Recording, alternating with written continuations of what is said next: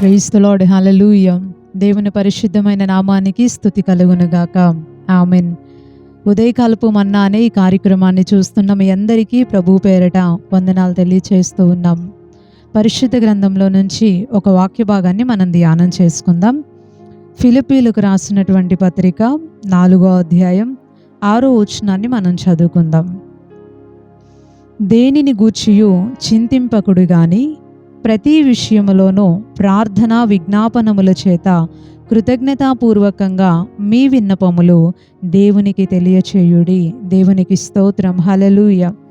మనం చదువుకున్నటువంటి వాక్య భాగంలో ఏమని రాయబడింది అంటే, పౌలు గారు ఫిలిప్పీ సంఘానికి ఈ పత్రికను రాస్తూ చాలా మంచి విషయాన్ని వారికి తెలియచేశారు.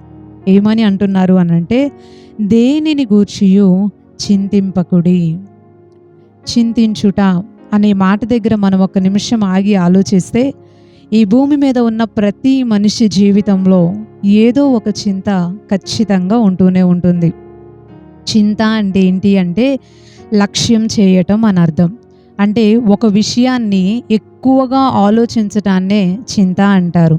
ఇది ఎలా తెలుస్తుంది అంటే, పేతురు పత్రికలో మొదటి పేతురు పత్రిక 5వ అధ్యాయంలో ఒక మాట రాయబడి ఉంటుంది. ఆయన మనల్ని గురించి చింతించుచున్నాడు గనుక మీ చింత యావత్తు ఆయన మీద వేయండి అని. చింతించుచున్నాడు అనే పదం దగ్గర ఫుడ్ నోట్లో రాసి ఉంటుంది లక్ష్యము చేయుచున్నాడు అని. చింతించుట అంటే ఒక విషయాన్ని మనం ఎక్కువగా ఆలోచించటం, లక్ష్య పెట్టడమే చింతించుట అంటే.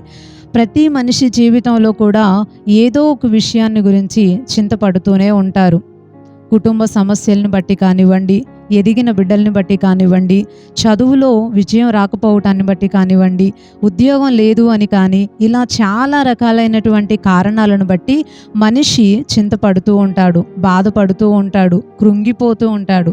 ఎంతగా ఆలోచిస్తాడో ఆ విషయాన్ని గురించి అనంటే, మానసికంగా డిస్టర్బ్ అయిపోయి దిగులుతో కృంగుదలతో ఇబ్బంది పడేంత స్టేజ్ వరకు కూడా మనిషి ఆలోచిస్తూనే ఉంటాడు. మన కళ్ళ ముందు ఇలాంటి మనుష్యులు చాలా మంది కనిపిస్తూ ఉంటారు.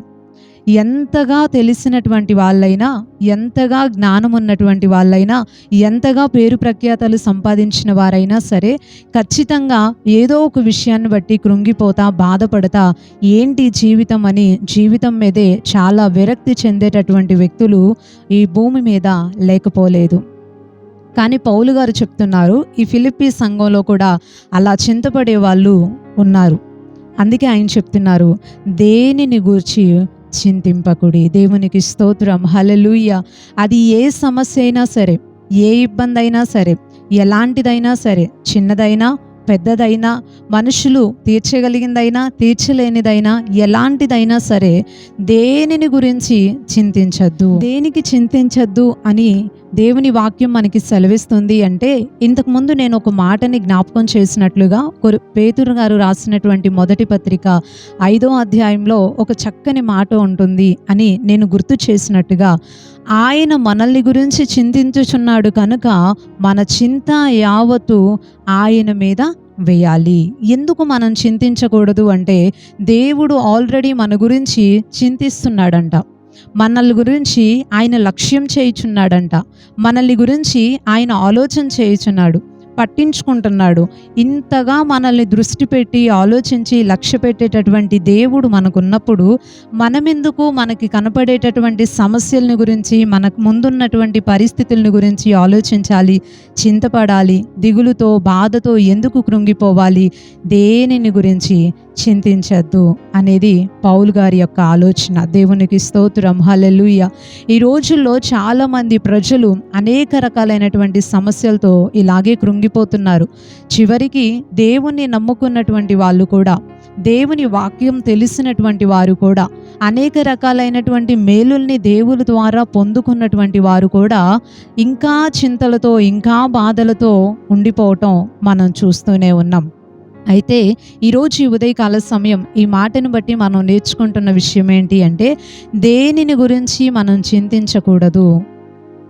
మనం చేయాల్సింది ఏంటి అంటే, ఈ వచనంలోనే రాయబడి ఉంది, ప్రతి విషయములోనూ ప్రార్థన విజ్ఞాపనముల చేత కృతజ్ఞతాపూర్వకంగా మీ విన్నపములు దేవునికి తెలియచేయుడి. హల్లెలూయా.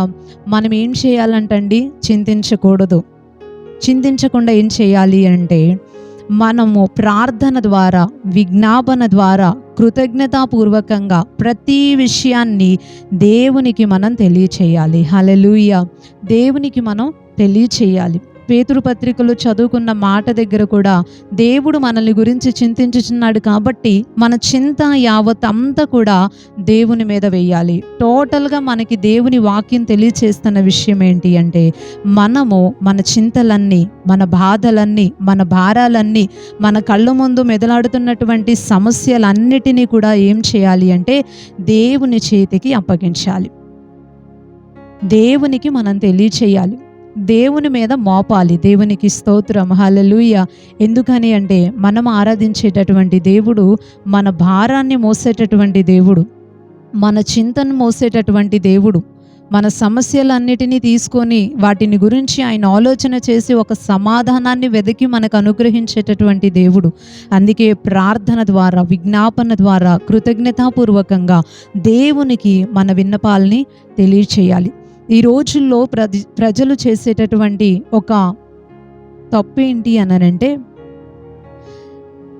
సమస్యను విని సహాయపడేటటువంటి దేవునికి తెలియచేయకుండా చింతను మన దగ్గర నుంచి తీసుకొని, మన భారాన్ని మనలో నుంచి తీసుకొని మోస్తాను అని అంటున్నటువంటి దేవునికి తెలియచేయకుండా ఇంకా ఇంకా మనుషులకు చెప్పడానికి, వారిలో వాళ్ళే ఆలోచించుకోవటానికి, లేదా ప్రజలందరికీ చెప్తే భారం దిగుతుందనే ఆలోచనతో అందరికీ చెప్పడానికే ఎక్కువ ఇష్టపడుతూ ఉంటారు. కానీ మన జీవితంలో మనం నేర్చుకోవాలి.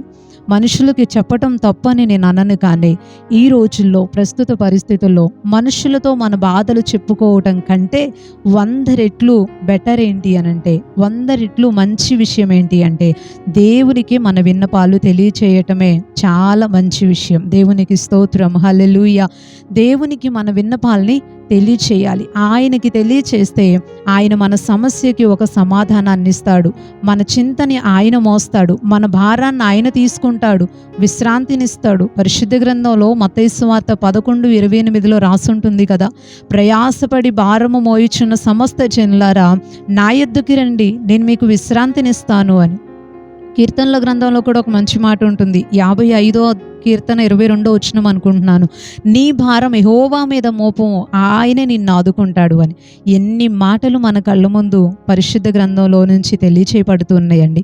మన భారాన్ని తీసుకొని సహాయపడి, మన చింతని కొట్టేసి, మన యొక్క కష్టాల్ని తీసేసి, సమస్యల్ని తీసేసి, రిలీఫ్నిచ్చి విశ్రాంతిని కలుగచేస్తానన్న దేవుణ్ణి వదిలిపెట్టి ఆయనకి చెప్పుకోకుండా, ప్రార్థనలో పట్టుమంట గంట సమయం, కొద్ది సమయం అయినా సరే ప్రార్థనలో కూర్చోకుండా, దేవుడికి మన విషయాల్ని తెలియచెప్పకుండా, ఇంకా ఏదో మనుషులకు చెప్దాం, వీళ్ళకి చెప్తే సమస్య తీరిద్ది, వీళ్ళ దగ్గరికి వెళితే వాళ్ళకి డబ్బులు ఇస్తే ఇదవుతుంది, వీళ్ళకి దగ్గరికి వెళ్ళి కూర్చుంటే ఏదో ఒక మార్గం దొరికిద్ది, కాస్త మన కళ్ళి చూస్తారేమో, కాస్త మనకి సహాయం చేస్తారేమో, పట్టించుకుంటారేమో అని మనుషుల వైపే ఎంతసేపటికి ప్రాకులాడుతున్నాం. కానీ సహాయపడతానన్న దేవుని దగ్గరికి మాత్రం రావట్లేదు. ఆయనకి మాత్రం ప్రార్థన చేయట్లేదు. నీ చింతని నేను మోస్తాను అంటున్న దేవుని దగ్గర మాత్రం కూర్చొని ప్రార్థన ద్వారా విజ్ఞాపన ద్వారా దేవునికి తెలియచేయట్లేదు. ఈ ఉదయకాల సమయం ఒక మంచి మాట మీకు తెలియచేస్తున్నాను. దేనిని గురించి చింతపడకండి. మీ చింత దేనిని బట్టయినా సరే దానిని తీర్చడానికి, దాని విషయంలో సహాయపడటానికి సమర్థుడైన దేవుడు మనతోనే ఉన్నాడు.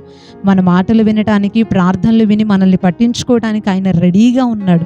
ఆయన దగ్గర కూర్చొని ప్రార్థించి మీ విన్నపాలని దేవునికి తెలియచేసి చూడండి, ఎంతగా దేవుని యొక్క హస్తం మనకి సహాయపడుతుందో, ఎంతగా దేవుడు ఆదుకోవటం మనకి కనబడుతుందో, ఎంతగా మన భారం మన హృదయంలో నుంచి పోయి మనం తేలికగా మారటం మనం గమనించగలుగుతామో ఒక్కసారి ప్రార్థించి చూడండి.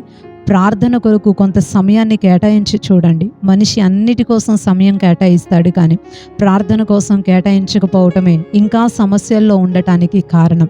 ప్రార్థించి చూడండి, దేవుడు ఏ రీతిగా స్పందించి మన విషయంలో సహాయం చేస్తాడో తప్పకుండా మీరే ఆ వ్యత్యాసాన్ని గమనించగలుగుతారు. దేవుని యొక్క హస్తాన్ని చూడగలుగుతారు. దేవుని యొక్క సహాయాన్ని పొందుకొని తేలికగా మార్చబడి సంతోషంగా జీవితం అంతా కూడా ఉండగలుగుతారు. దేవుడి కొద్ది మాటలు దీవించునుగాక. ఆమెన్. ఒక చిన్న ప్రార్థన చేసుకుందాం. పరిశుద్ధుడు అయిన తండ్రి, ప్రేమ కలిగిన ప్రభువా, నీ ఘనమైన నామానికి వందనాలయ్యా. ఈ ఉదయకాలం నీ యొక్క శ్రేష్టమైన మాట ద్వారా మాతో మాట్లాడినందుకు నీకు స్తోత్రాలు. నీ మాట ద్వారా మాకు తెలియపరిచారు, దేనిని గురించి చింతించద్దు, ప్రార్థన ద్వారా, విజ్ఞాపన ద్వారా మా విన్నపాలని మీకు తెలియచేయాలి అని. మా జీవితంలో ఎలాంటి సమస్య అయినా, ఎలాంటి ఇబ్బంది అయినా, ఏది మమ్మల్ని బాధ పెడుతున్నా, ఏది మమ్మల్ని చింతలోనికి, కృంగుదలలోనికి తీసుకువెళ్తున్నా, ఆ విషయాన్ని మీ దగ్గరికి మేము తీసుకురావాలి అని ప్రార్థనాపూర్వకంగా మీకు తెలియచేస్తే మా చింతని మీరు మోస్తారని, మా భారాన్ని మీరు తీసుకొని మమ్మల్ని తేలికగా చేసి విశ్రాంతినిస్తారని అనేకమైన విషయాల ద్వారా ఈరోజు మీరు మాతో మాట్లాడినందుకు నీకు స్తోత్రాలు. ఈ మాటలు వింటున్న ప్రతి ఒక్క బిడ్డ హృదయంలో ఉన్నటువంటి చింత యావత్తు యేసు నామంలో కొట్టివేయబడును గాక అని ప్రార్థిస్తున్నాం. దేవా, నీ సన్నిధిని తోడుగా ఉంచండి. ప్రార్థనాపూర్వకంగా వారి యొక్క విన్నపాలని మీకు తెలియచేసినప్పుడు ఆశ్చర్యకరమైన రీతిలో ప్రతి విషయంలో నీ యొక్క అద్భుతమైన సహాయాన్ని వారికి అనుగ్రహించమని నిండు మనసుతో ప్రార్థన చేస్తూ ఉన్నాం. ఈ ఉదయకాల సమయం ఎంతమంది అయితే ప్రభువా అయ్యా పనులకు వెళ్తున్నారో వారందరికీ నీ సన్నిధిని తోడుగా ఉంచండి. చదువుకుంటున్న బిడ్డలందరికీ నీ క్షేమాన్ని దయచేయండి. మంచి చదువుని, మంచి జ్ఞానాన్ని, భవిష్యత్తుని మీరు దయచేయండి.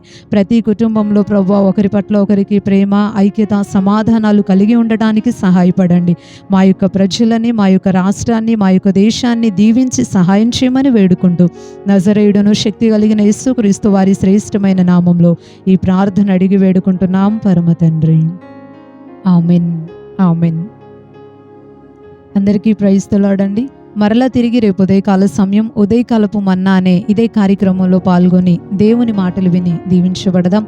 అప్పుడు వరకు దేవుని యొక్క మహా గొప్ప కృప మనందరికీ తోడై ఉండును గాక. ఆమెన్. Praise the lord.